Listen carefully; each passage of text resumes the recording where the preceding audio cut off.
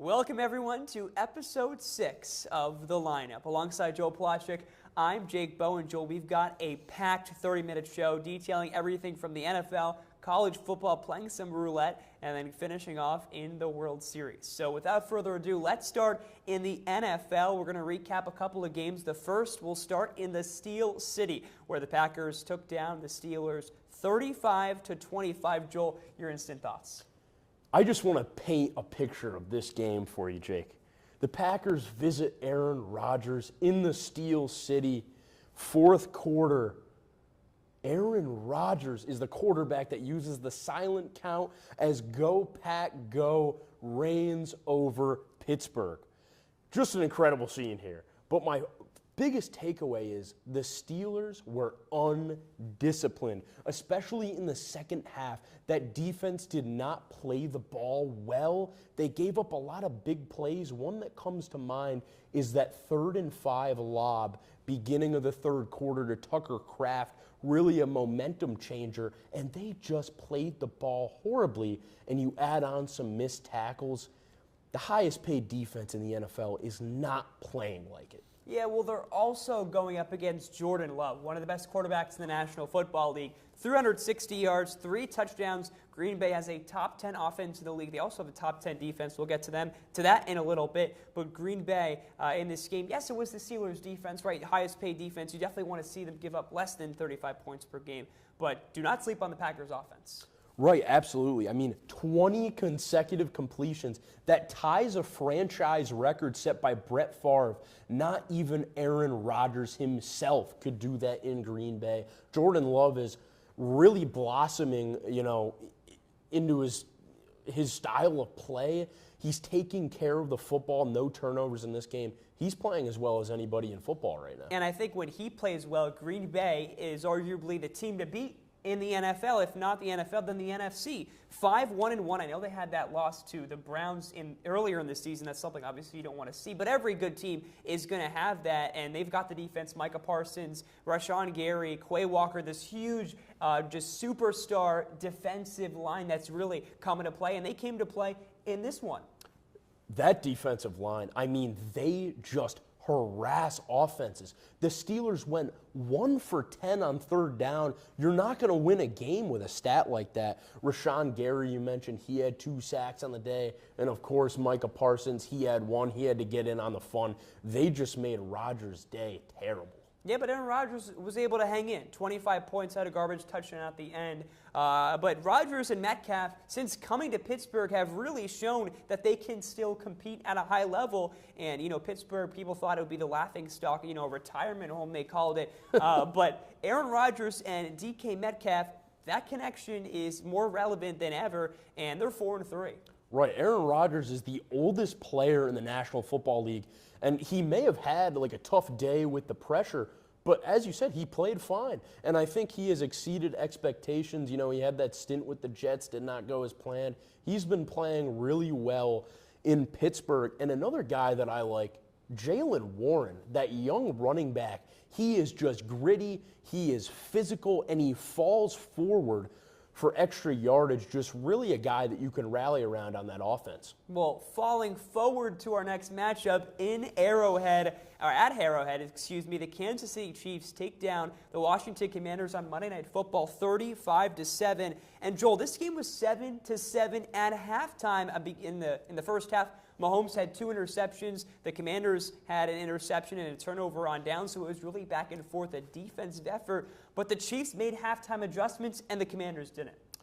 Yeah, you talk about the second half, the Chiefs outscore the Commanders 21-0, but I want to rewind and touch on that first half. Really interesting game, defensive battle, like you said, and Patrick Mahomes with 2 interceptions in that first half, just really something that you don't see a lot of. And, it's just a very interesting game for the Commanders. I think a lot of teams, when they play the Kansas City Chiefs, they have this mindset that they have to go big or go home. And, we've played a lot of college football games against each other. And, the main Bowenism is taking your points when you can get them. You have to. And Dan Quinn did not do that. There were 3 drives in that first half. where the Commanders were in Kansas City territory, and they were empty on all those drives. 2 fourth-down conversions they could not get, and an interception from Mariota. You know, you got to take the points. Your defense only gave up 7 points in that first half. You got to trust them more. You could have. This game could have been 16-7 Washington going into the half. But Absolutely. Washington became too aggressive in Arrowhead, and I get why, but I still think you have to take the points, and that really was the key to this game. We're going to go back to the Steel City now, Joel, to preview a couple of Week 8 games. The Colts, it doesn't get much easier for the Steelers. The Colts coming to town with a 7-1 record. Yeah, the Colts, I think, are a legit team. Daniel Jones is playing at such a high level. Yes. I mean, you got the Colts who are 7-1. I think more surprising is the level of play that we're seeing Daniel Jones at, the second highest QBR in the National Football League, and the #1 total offense here. Yeah, and it's not just Daniel Jones. It's Jonathan Taylor.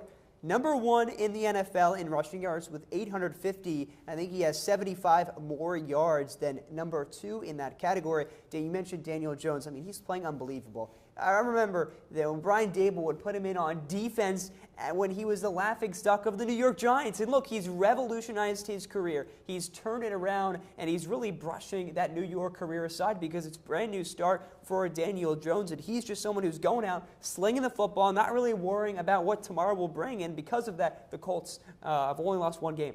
Absolutely, and you got rookie phenom Tyler Warren at tight end. He's leading all tight ends in receiving yards. Not quite having a Brock Bowers historic season, but I think he's playing as well as anybody in that position, and there's just really a lot of weapons on that offense to spread the ball around to. It's not a lot of big-name weapons, but it's weapons who can get the job done. And in the National Football League, all that matters at the end of the day is getting a win. No matter how you do it, no matter how ugly or clean it is, a win is all that matters. And Indianapolis has been able to do that, and I think that coming into Pittsburgh is going to be hard. The Steelers are going to try to erase what happened against the Packers and start fresh again. But the Colts are really deadly and can really shake up the NFL as the season progresses. Right, and I'd be remiss to not mention that offensive line for Indianapolis. Deadly. That is scary if you're a defense. And we go back to the Pittsburgh defense, highest paid in the NFL, I mentioned earlier.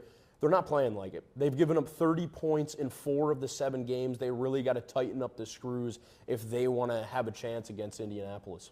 Yeah, well, one team that's going to have to tighten up those screws right now are the Buffalo Bills. They've had a couple of losses to teams that they should have beat, and this is a game that and every NFL fan is circling on their list. It's the Chiefs at the Bills. The last time Buffalo will host Kansas City at Orchard Park, and the Chiefs are looking like their old selves. They've won their last 3 games. They have a top 5 offense and defense in the NFL. It's going to be interesting because the Bills are coming off a bye week. It's the best case scenario to have a bye week right before the Chiefs. Joel, this game could be the make or break seeding between these two teams come January. Yeah, you took the words off of my paper. This game is circled on everybody's calendar, and it's always likely to be that AFC championship matchup. But the pattern, Jake, we've seen it. The Chiefs usually take care of business in the playoffs. The Bills take care of business in the regular season.